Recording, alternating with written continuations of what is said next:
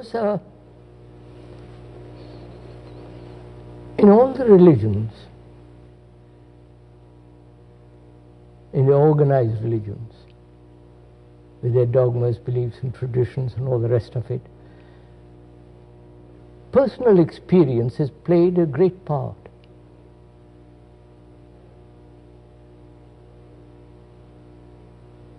The person has become extraordinarily important. Not the teachings, not the reality, but the person.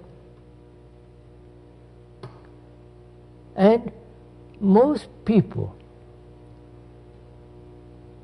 seek personal experiences.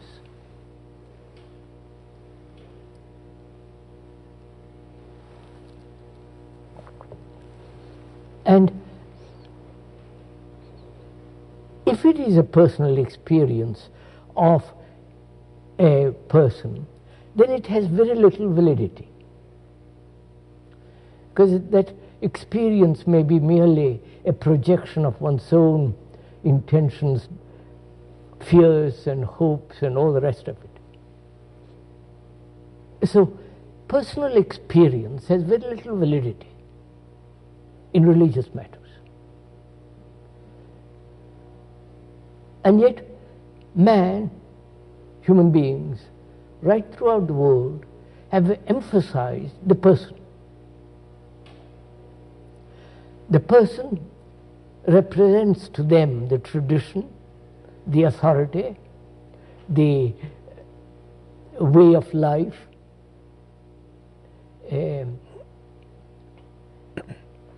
through him they hope to attain or reach enlightenment or heaven or all the rest. Personal experience has really no value at all where truth is concerned.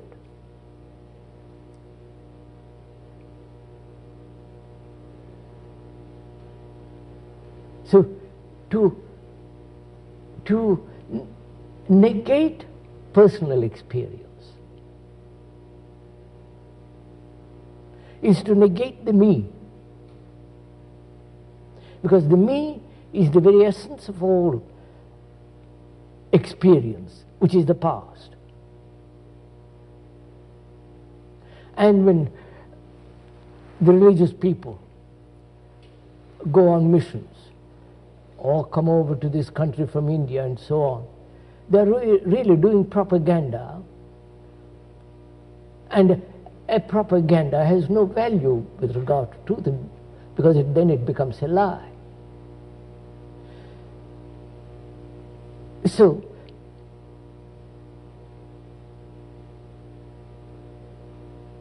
if one puts aside totally, completely all experiences of men, of human beings, and their systems, their practices, their rituals, their dogmas, their concepts, that is, if one can actually do it, not theoretically but factually, say, wipe it all out,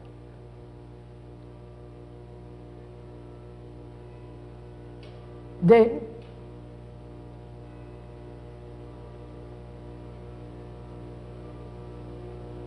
what is the quality of the mind that's no longer held in the matrix of experience?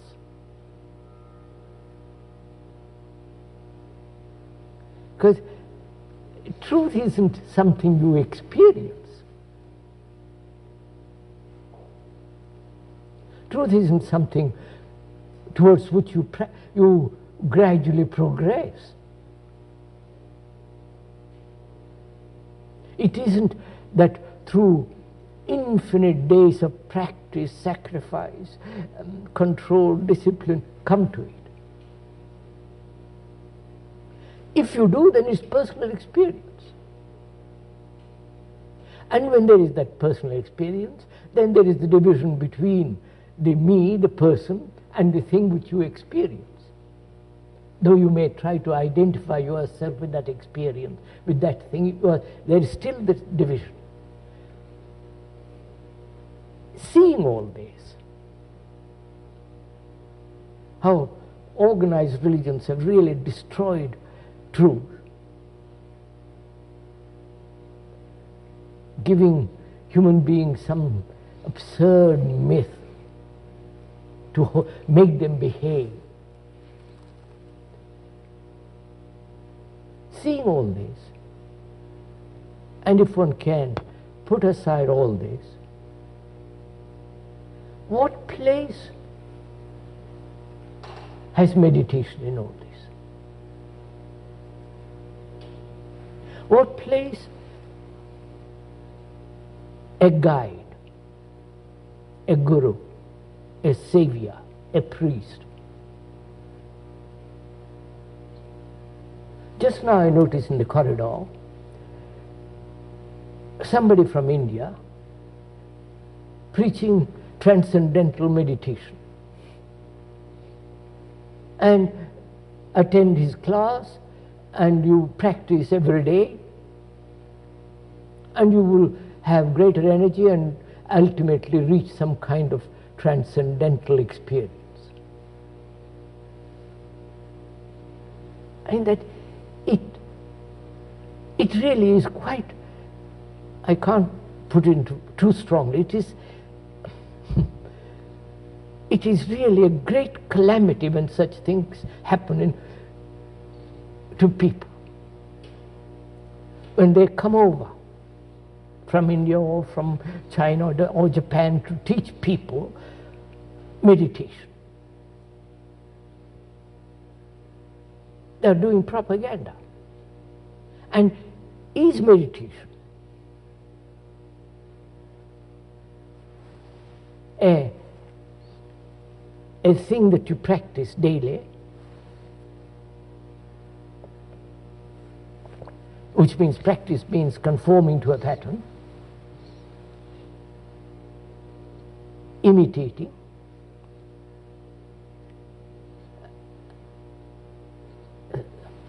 suppressing, all what is implied in conformity? Can such conformity to any pattern, doesn't matter what it is,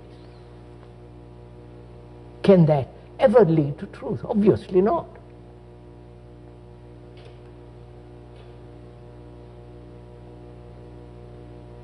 Then what is meditation? If practicing a system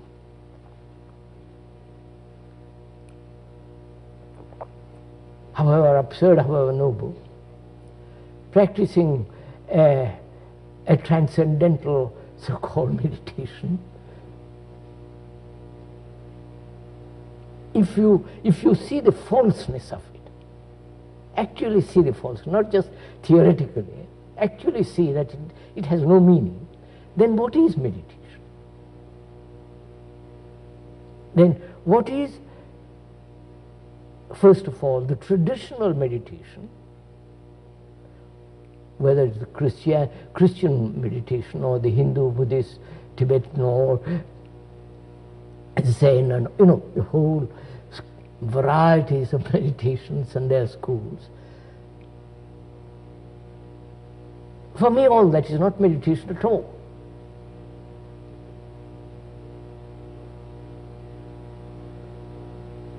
Then what is meditation? Perhaps we could discuss that, could we? Yes, I think so.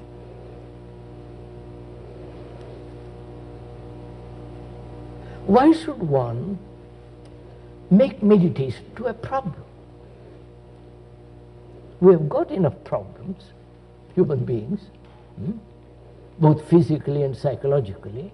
Why add another problem about meditation? You follow what I mean? Why give a human being one extra problem when he's got 1,000 problems? So, is meditation a way of escaping from his problems, and avoiding what actually is. And therefore it's no meditation at all. Or is meditation the understanding of the problem of living?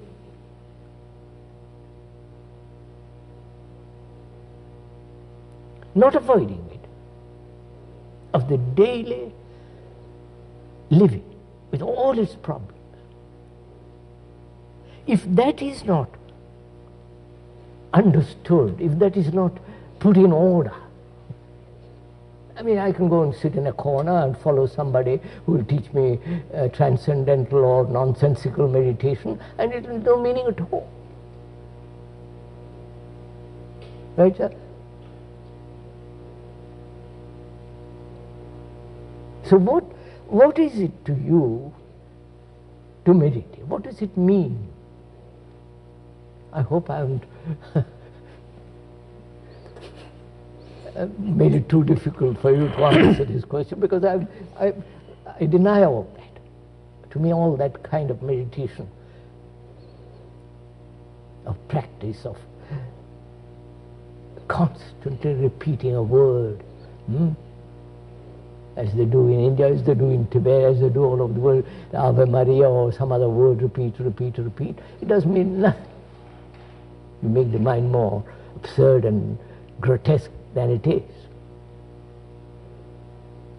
So, if I may together inquire into this question, is it because it's a long established tradition that you must meditate, and therefore we meditate? I mean, a Brahmin boy, when I was a small boy, I vaguely remember, being a Brahmin, you went through a certain ceremony. At that time, you were told to sit quiet, close your eyes, meditate, think about, the whole thing was set going.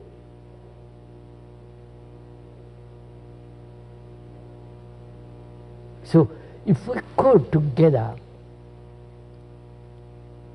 examine and share what is meditation, what are the implications of it, why should one meditate at all?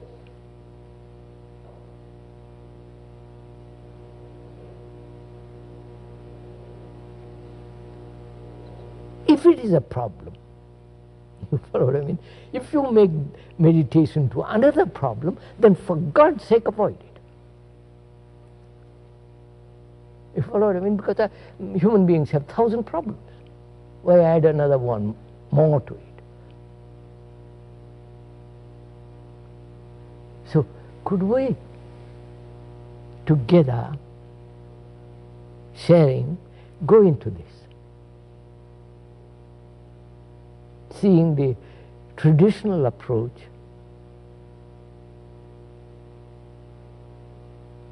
and seeing their absurdity. Because you see, sir,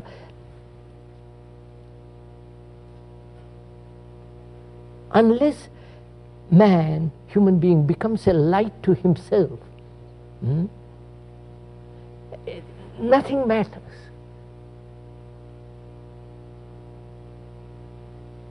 Because if you are depending on somebody, then you are in a state of perpetual anxiety.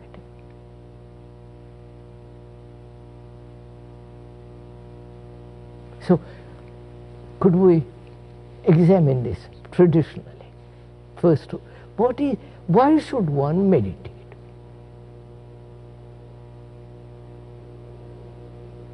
Don't you think in the living situation of a man that meditation happens as part of a life situation?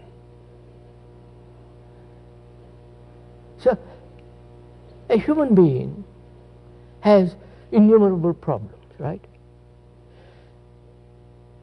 He must solve those first, mustn't he?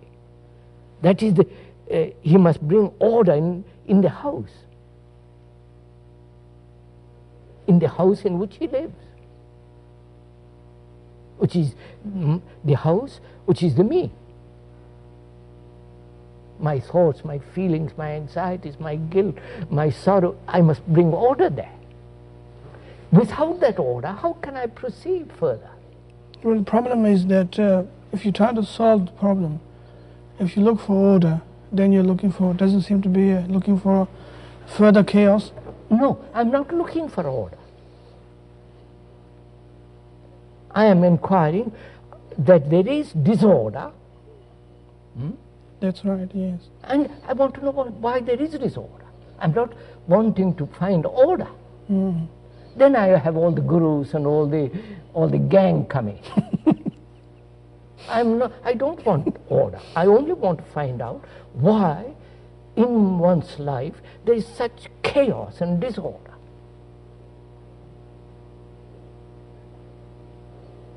Well, and a human being must find out, not ask somebody to tell him why there is disorder. Well, you can't find out intellectually. Intellect is part of the whole structure. You can't deny the intellect. But you can't use intellect to solve the intellectual problem. No. You can't solve the problem at any level except totally. Quite, yes. Now, to solve the human problem of disorder, does that need meditation? In the ordinary sense of the accepted word meditation. I wouldn't say the conventional sense of meditation, but the meditation in the extraordinary sense. What do you mean by that, if I may ask? Extraordinary sense of meditation is trying to see the disorder as a part of the direction. To see disorder? To see disorder as order, if you like to call it. No. Or to see the disorder as order. No, to see disorder. Well, if you see the disorder, then it becomes order. First I must see. But to see it clearly. So that depends then how you observe disorder. Not how to solve it. Of course not. Because if you try to solve it, you solve it according to a pattern set. Set pattern. Which is the outcome of your disorder. That's right. Which is the opposite of disorder. So if you try to solve the disorder, it is always according to a preconceived idea of order. Whether it's Christian order, Hindu order, whatever order. Socialist order, communist order. Whereas if you observed entirely what is disorder,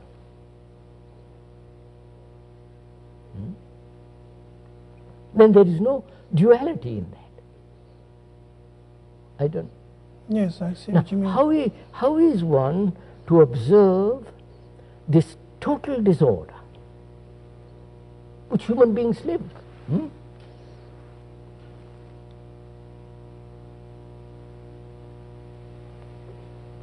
The disorder that when you see a television, the commercials, the hectic violence, the absurdities, the human existence is a total disorder. Killing, violence, and at the same time talking about peace.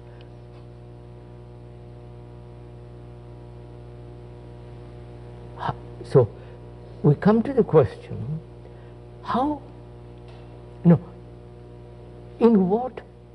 what is observation of disorder?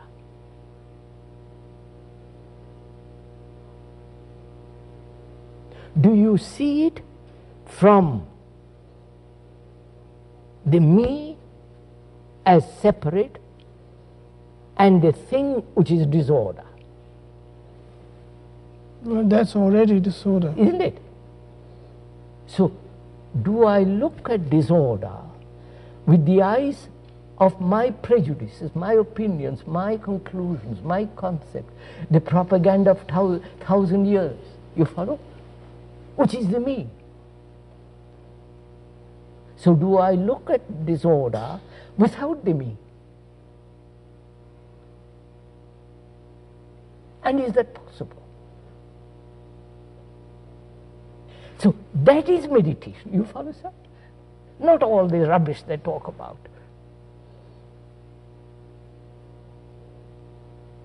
To observe without division.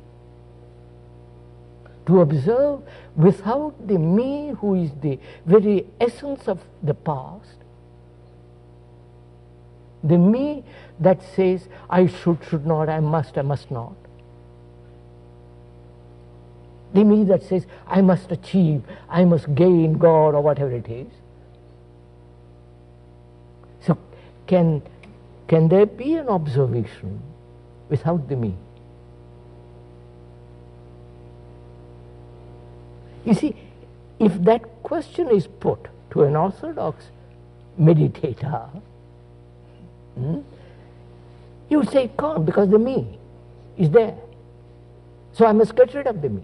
So to get rid of the me is I must practice, which means I'm emphasizing the me.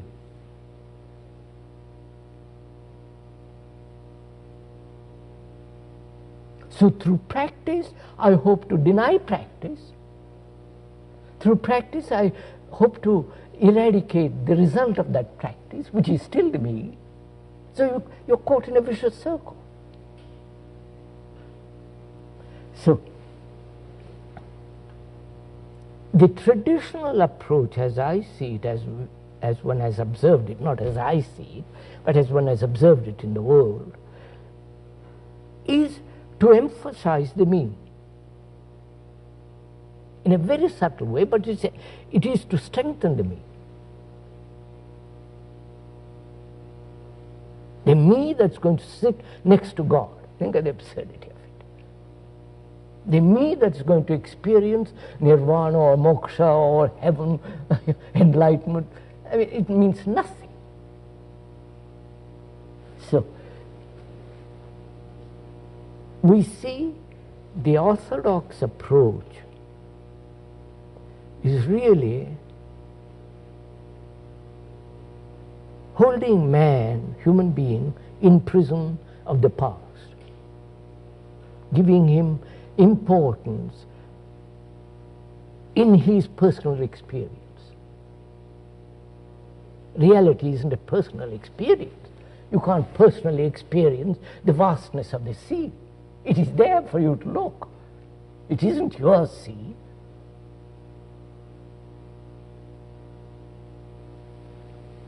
So if you put that aside, then the question arises, is it ever possible to see without the me? To observe this total disorder of the human beings, their lives, the way they live, is it possible to observe it without division?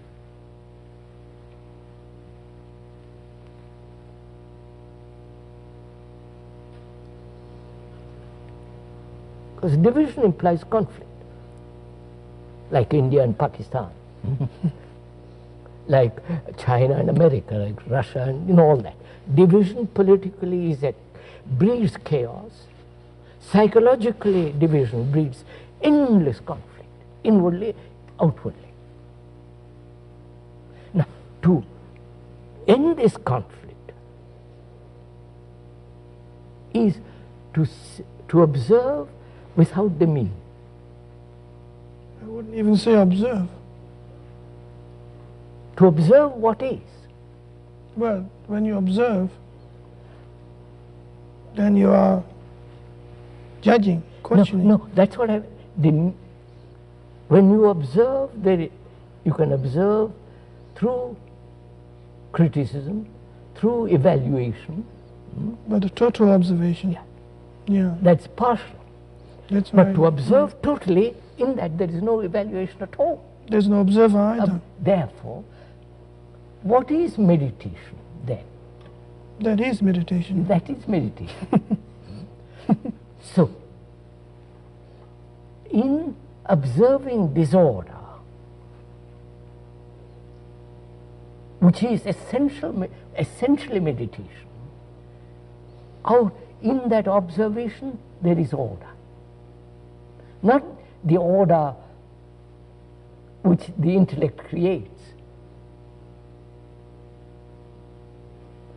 So meditation is not a personal search for personal experience, right? Meditation is not the search for a transcendental experience which will give you great energy to become more mischievous. Meditation is not personal achievement sitting next to God. Meditation then is a state of mind in which the me is absent, and therefore that very absence brings order. And that order must exist to go any further. You follow? So without that order, I mean, things become silly.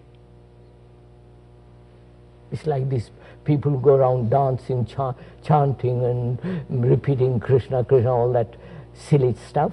That's not order. They are creating colossal disorder.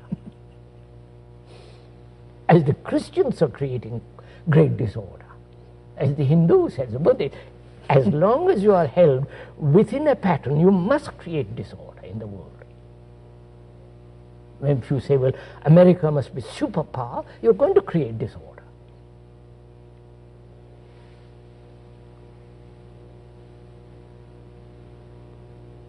So then the next question, sir, from that arises, which is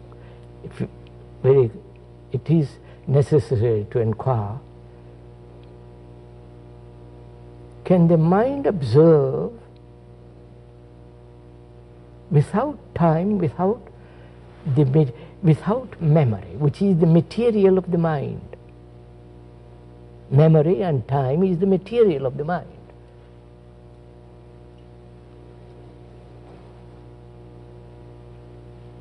Can it observe without those two elements, time and memory? Because if it observes with memory, the memory is the center, the me, right? And time is the me also. Time is being the evolution of the brain cells as evolving, becoming all the rest. So can the mind observe without memory and time? Which is only possible when the mind is completely still.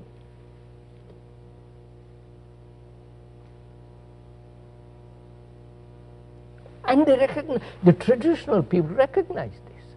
So they say, we must practice in order to be silent.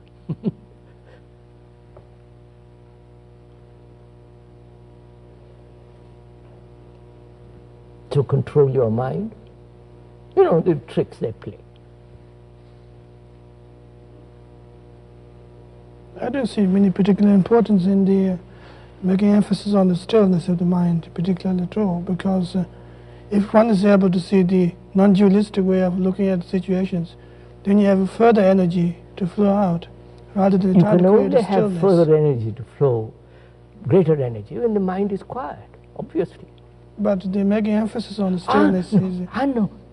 No. We said to observe disorder, the me with its memories, with its structure of time must not be. then in that quality there is a quietness of the mind which observes. That stillness is not an acquired, practiced thing. It comes naturally when you have order.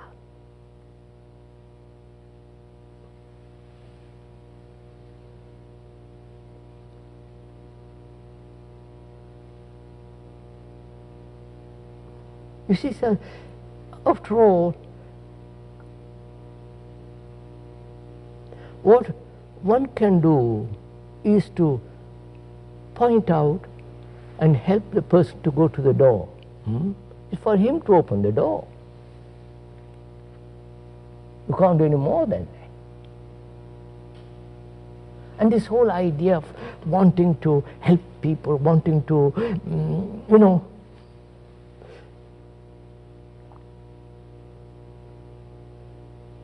you become a do-gooder. And a do-gooder is not a religious man at all.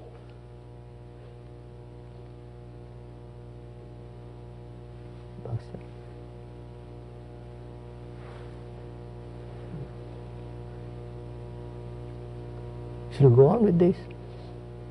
I think so. There's a further things can be quite clarified is the when you make emphasis on the absolute peace. I said, sir, complete order is complete quietness of the mind. Quietness of the mind is the most active mind. That's what I want you to say. It's the most dynamic thing. It isn't just a dead thing. Well, people could misunderstand. Because they're only used to practice, which will help them to become, that is death. But a mind that has gone, inquired into all this way, becomes extraordinarily active and therefore quiet. That's what I mean, yes. It's like a great dynamo. The greater the speed, the most vitality.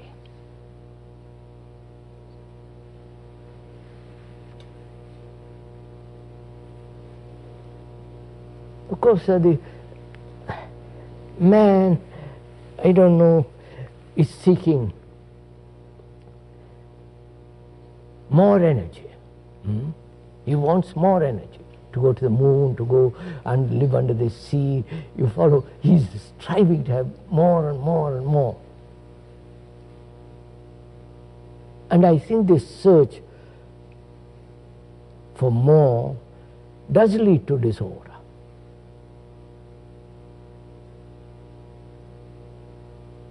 Consumer society is a disorderly society. You see, the other day I saw in some place a paper tissue, Kleenex, which was all beautifully decorated.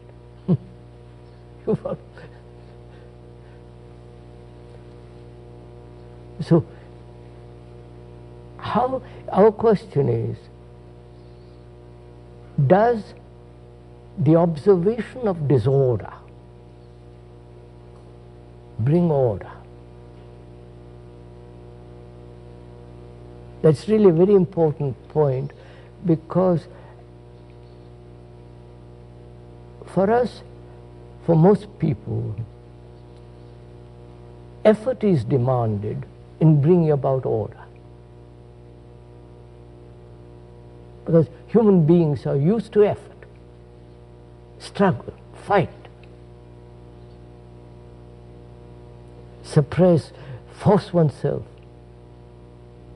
Now, all that has led to disorder, socially, outwardly and inwardly. Right? And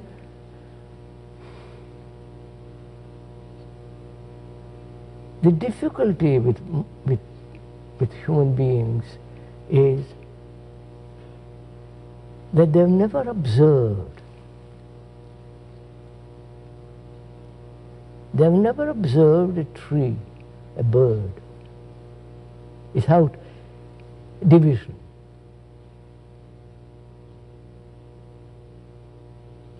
Since they have never observed totally a tree or a bird, they can't observe themselves totally.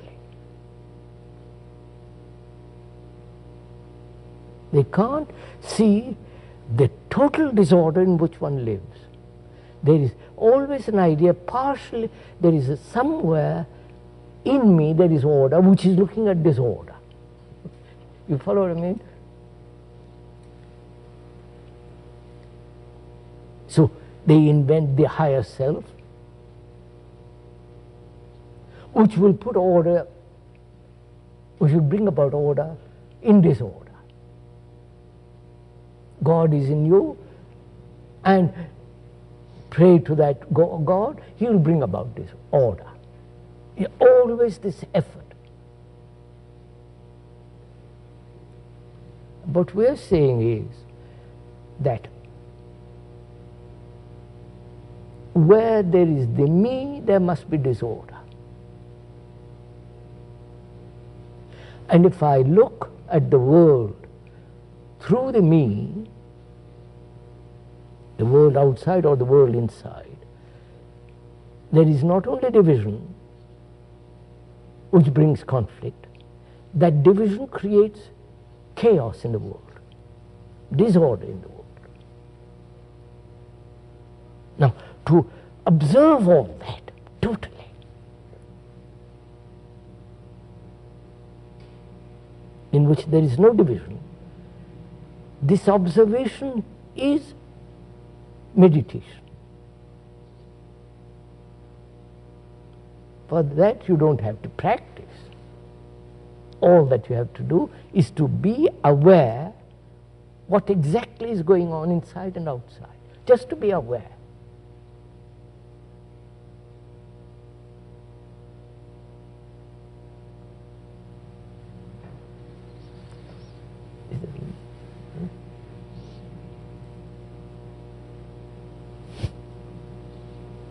Is that enough?